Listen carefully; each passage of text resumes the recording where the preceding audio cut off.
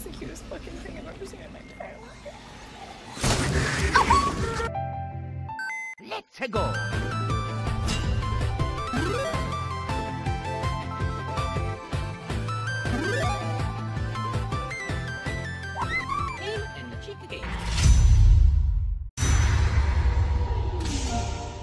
Hello once again, my chickadees. Game & Chick is back once again with another review. Before we hop into this thing, I'd like to give two big thank yous to Narvitech for sponsoring this review by providing me their game capture box, as well as a thank you to Ubisoft for providing me a review copy to make this review possible. Thank you so much! Now with that having been said, let's go!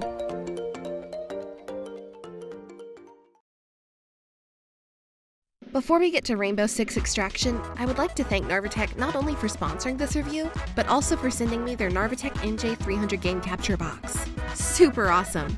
We'll dive right into Rainbow Six, but first, I'd like to give my quick mini review of this product and how it stacks up to my Elgato HD 60S Plus. Information to know right off the bat is that it comes bundled with a download card that gives you access to products like Screen Recorder 4, which can be used for live streaming simultaneously, sort of like Restream and Power Director 15 for some added boost to your arsenal for a little bit more video editing. But that's not all, because Narvitech totally hooks you up by also including HDMI, USB, Type-C cable, capture box, well, duh, and a 3.5mm phone jack for built-in party chat. The heck? Now that's not something I'd personally use, as I'm a loner and basically like Eeyore from Winnie the Pooh. Looks like fun. Wish I could have some. But for people that do a lot of party chat, I can definitely see this coming in handy. Once taken out of its decently designed box, you will notice that it's pretty small. In fact, it's basically the same size as my external hard drive that I use to capture all my game footage, which isn't a bad thing as it makes it easier to take with you on the go, wherever you decide to run off to after escaping the angry Pokemon fanbase for liking Game Freak. In comparison to the Elgato, it's just slightly bigger, but it has more so to do with Elgato being nice, fat, and round like Dr. Eggman, and Narvitech coming in at a square-like shape similar to SpongeBob. Out of the gate, the NJ300 to me gains the advantage by its ease of use. What does that mean? Well, with Elgato, you must install a specific program in order to begin using it, and sometimes things can get a little wonky. But here with the NJ300, it's basically a plug-and-play with no installation needed, and my OBS picked it up without issue instantly. The astonishing thing for me, or rather something that saves me from a headache, was also the fact that I did not have to adjust my settings in OBS at all. Simple and stress-free. Perfect. But what about delays, log and latency, overall quality, and compatibility with existing software? Don't worry, we'll get to that before wrapping this up. First off, before you get started, much like Elgato's HD 60S Plus, Narvitech's NJ300 also utilizes 4K pass-through, but ultimately settling in at 1080p, 60 FPS. Not bad by any means, and both still look really dang good, with HD 60 having just a slight advantage over NJ300 by recording HDR gameplay with its 4K capture utility. Honestly though, this is about where it ends when it comes to HD 60 beating out the NJ300 somewhat, at least from my personal experience with both products. For instance, when using my HDMI switcher to switch from my PC to my gaming consoles, which I have PS5, Xbox, and Nintendo Switch hooked up to, when using my Elgato, switching between PC and console takes roughly 5 to 6 seconds to transfer, leaving just a solid black screen till the signal comes through. But with NJ300, this is non-existent, with the signal popping up almost immediately, and the latency and lag when viewing the output video in OBS having hardly any delay, making it playable just while watching the OBS screen itself when compared to Elgato's half a second to full second delay. Definitely feels great. Another issue non-existent so far with Narvitech's NJ300 is the lack of any real recording problems so far. Currently, I've used NJ300 to record indie gameplay, Uncharted Legacy of Thieves playthrough, Rainbow Six Extraction gameplay for this review, and many other titles, with some videos being upwards of 6 to 7 hours long, with the videos themselves also coming out really nice, clean, and smooth with no audio issues or overall video issues. However, with HD 60, I've had to adjust settings in both the Elgato program as well as OBS, due to picture issues and audio being out of sync. You have no idea how much this ticked me off when playing through Ratchet and Clank Rift Apart. And after a 6-hour recording session, finding out all my footage had picture problems and all audio was delayed by 4 to 5 seconds, making me have to readjust all of my settings and redo the entire playthrough. Holy crap, was it infuriating. But this was not an issue so far with the NJ300. However, annoyances aside, let's see how HD 60S Plus stacks up to the Narvitech in actual picture quality. In this comparison, we'll be using Rainbow Six Extraction to compare the overall picture quality that each product outputs and displays. As stated earlier, we will be using the 4K pass-through at 1080p 60 FPS to judge both of them. When using the Elgato, you'll notice that the game looks and sounds great, picture quality looks sharp, but it kind of gives you a washed-out looking quality overall. This can be fixed slightly using Elgato software to change the contrast and brightness. It's not a big deal overall, but sometimes you'll find yourself adjusting the settings multiple times depending on what game you're playing and what color scheme you're looking for. NJ300 on the other hand has the opposite issue. Instead of a washed out look, it has a stronger image quality with more vibrant colors, and it showcases a ton of more details overall. This becomes extremely apparent when showing the products in-game side by side of one another or one after the other, with the output quality of each of their captures looking almost night and day from one another. I was honestly pretty shocked by this, as I've used Elgato for years now and thought it was the best I could do. But seeing is believing. Unless you're seeing pink elephants or something, then you better seek some help. So after everything having been said, what is my verdict overall with the NJ300? Well, it has advantages over Elgato with its non-existent signal delay, little to no latency and lag, ease of comfort with plug-and-play and no extra software installations, crisp colors and better detail in its picture quality. They're all great. But where it falls short in its efforts, however, is its file size output being super large at times, with a 2-hour recording coming out to 20 gigabytes compared to Elgato's 8 to 10 gigabytes. And every now and then the picture quality ends up going a tad bit dark, and with no software to fix this with, it's up to you to manually adjust the brightness yourself in your preferred editing program. At the end of the day, it's really up to you, but for the reasons I've stated already, with no delay, no lag, higher picture quality, and plug and play, it's a product I can easily recommend to anyone who wants to upgrade or get their first capture card. It's compatible with Windows and Mac, and also with all your favorite programs like OBS, XSplit, and PostPlayer, alongside streaming platforms like Twitch, YouTube, and Facebook. So if you're in the market, give it a shot. I highly recommend it. So now with that puppy out of the way, let's get into the review of Rainbow Six Extraction.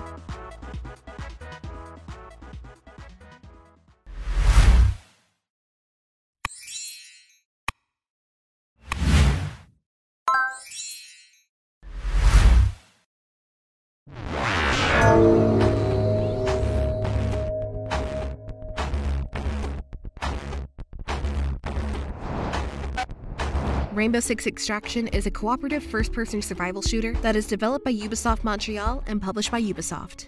After what seems like a forever-lasting delay and name change for obvious reasons, the game finally released. Now, nearly 3 years after its initial announcement, is the hype still there for this title, or will it end up in the bargain bin in a couple of weeks? Only one way to find out, so let's go! Gameplay.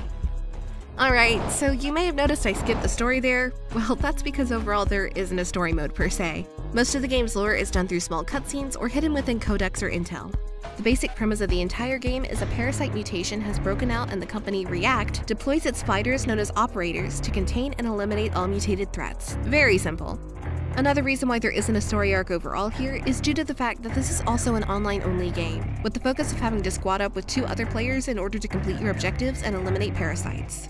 Sure, you can play solo as well, but as I'll explain a little later, you'll see that it isn't actually a wise thing to do, trust me. Going into this title, it isn't exactly new to me, mainly in regards to the main game's mechanics and the way it plays, so it was easy for me to pick up and play due to being a part of the technical test for the title back in November. However, that didn't necessarily make this title a walk in the park either. Oh no, far from it. So let's be like Dr. Brickbaker, DMD, and extract on out of here and get to the gameplay, shall we? The game functions overall like Rainbow Six Siege plays, only this time with a little bit of a dumber AI than you may be used to. But just because the AI is dumb as a cat chasing a red laser dot doesn't mean that it negates any challenge to you. When starting out your game, you're able to choose from 4 different maps, with those being New York, San Francisco, Alaska, and Truth or Consequences, all being unlocked by leveling up your milestone level. With these mentioned maps in the game having 3 different sub-areas each, and every single one having a different objective or goal to achieve. These goals ranging from tagging enemy grunt parasites, using explosives to kill a specific amount of mutations, putting sensors on mutation pods that spawn more parasites, etc. But hang on, there's more. Those are just the operator-based objectives to complete. That doesn't include the regular mission objectives. Operators? Don't worry, I'll get to them in a minute. But first let me explain some of the mission objectives themselves, so you can get a rough idea of how things will go down each match. Besides the operator objectives I just listed, you will also be granted 3 separate subzones, containing 3 varied mission goals. That involves activating a sonar that attracts all nearby mutations to you like flies to poop.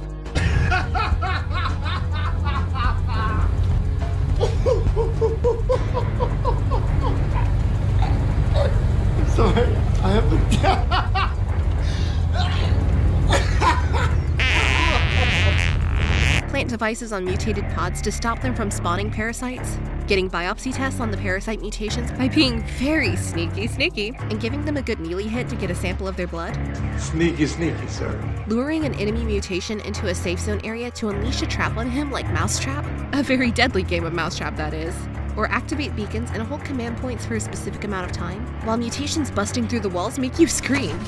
Not me, of course, I'm talking about you screaming. I'd never do that, I swear. The game can feel very intense at times, and even downright eerie due to the atmosphere presented. A lot of the time you can't see an enemy, but can hear them crawling or even making noises, and this can get a bit nerve-wracking. But all things go to hell when you start encountering the enemy mutations face to face, who all differ in variety. Some of these include spiker mutations having electricity and shooting you from afar, little baby breacher and bloater crab-like creatures that will either rush you and explode outright or explode into a green poison mist, which I may or may not have made little fart noises to every time I exploded one. And then there's grunt mutations that chase you and fury swipe at you like you just called their alien mama fat. Mama aliens? Now that I mention it, these pods do look like the pods you see in Aliens movies or on a set of Godzilla. There are a lot more than just those mutations though, but let's move on for now. As stated earlier, this game is focused a lot on the cooperative gameplay style, with the overall point of the game being to partner with 2 other players. However, you are able to play solo, but it's not recommended. I'll explain. With a squad of 3, should you be downed, your teammate can pick you up, carry you back to the safe zone, and save your character operator like they're your Sam from The Lord of the Rings. They can't carry the mission objective for you, Mr. Frodo. But I can't carry you! Come on!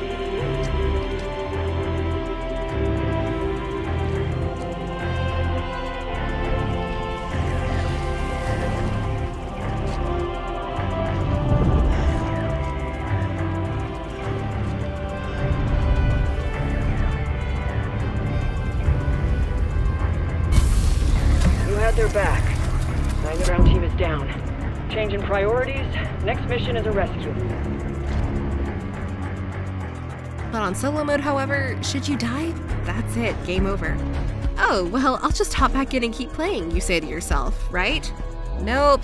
You see, because every time you die as one of your operators, they become unusable and go MIA, which gives you 2 choices.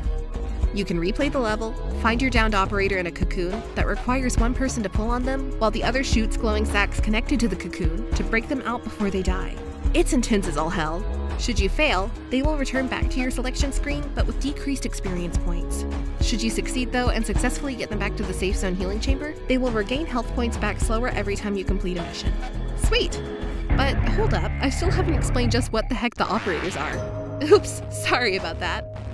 Operators in the game are the characters that you're able to play as, with each having their own character skills, weapon choices, and stat skills.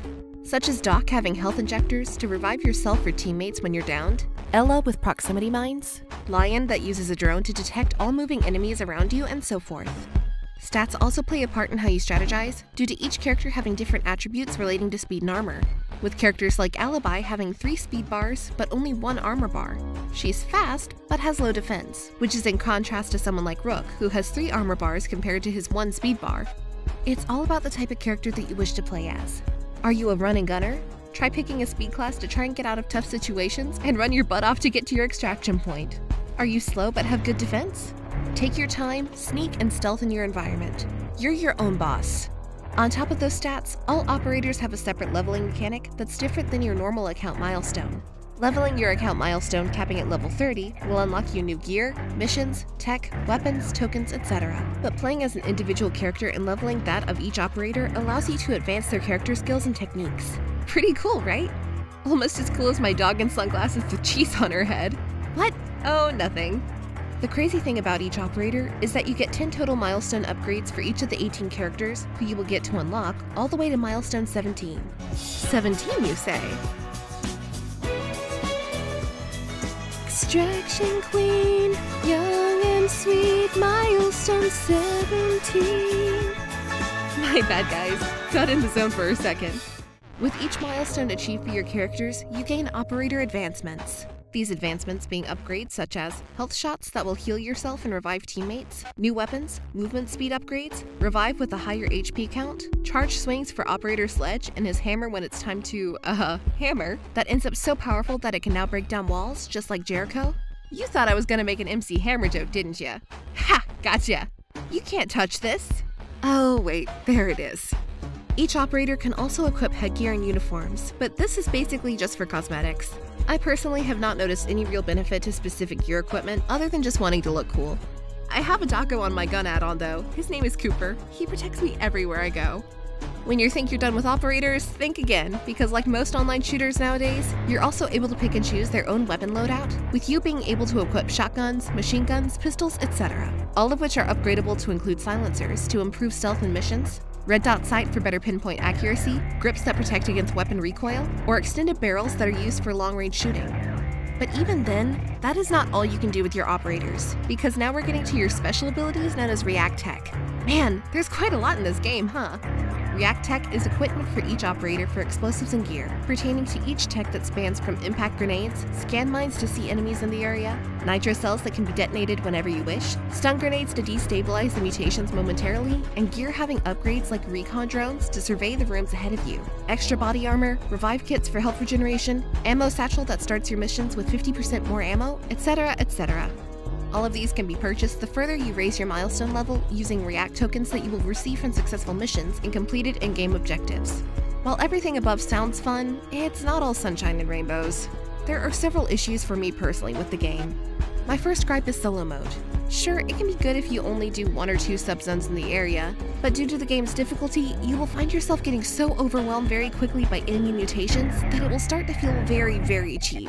On top of getting frustrated, on solo mode, should you die, you have no chance at rescue like you would if your teammate saved your body, which means you lose a ton of EXP, and I mean a lot.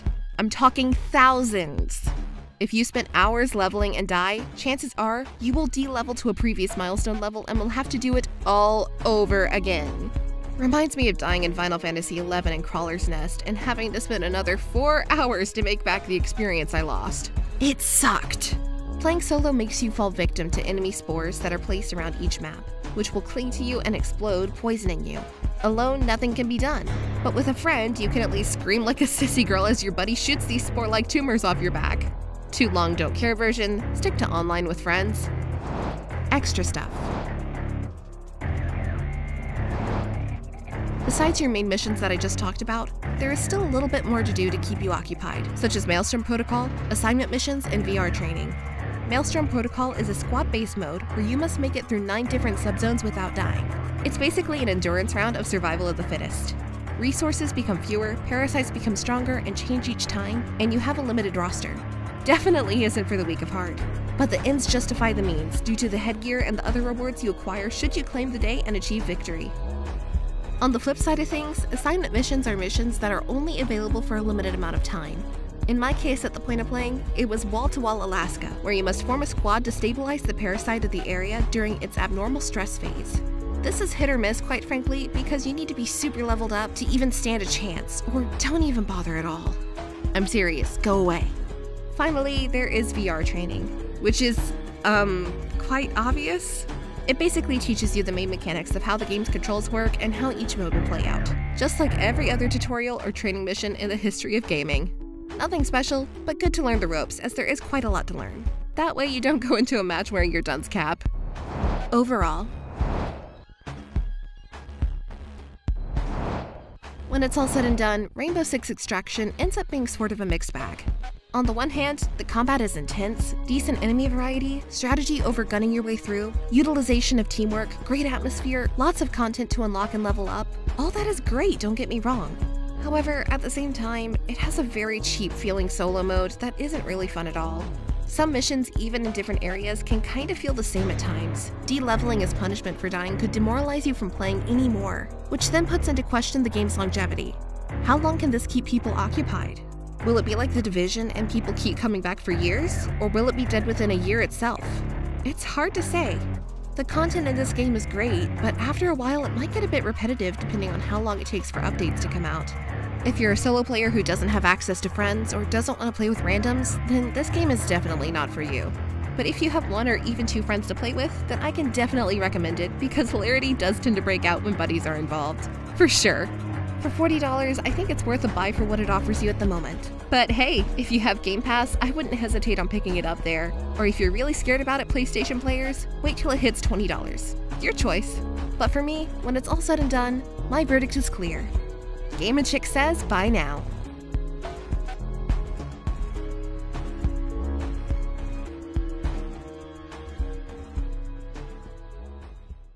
Hey everyone! Thanks for watching! I really hope you enjoyed that review, and I look forward to bringing more to you in the coming future. For new people, feel free to hit that subscribe button and give this video a like or share, and for people already subscribed, make sure to hit that notification bell so that you do not miss out on any future content upload. Also, feel free to click on my other reviews linked above, because they're kinda cool too. So, give them a look! Once again, thank you so much for watching, and I'll catch all you chickadees on the next one.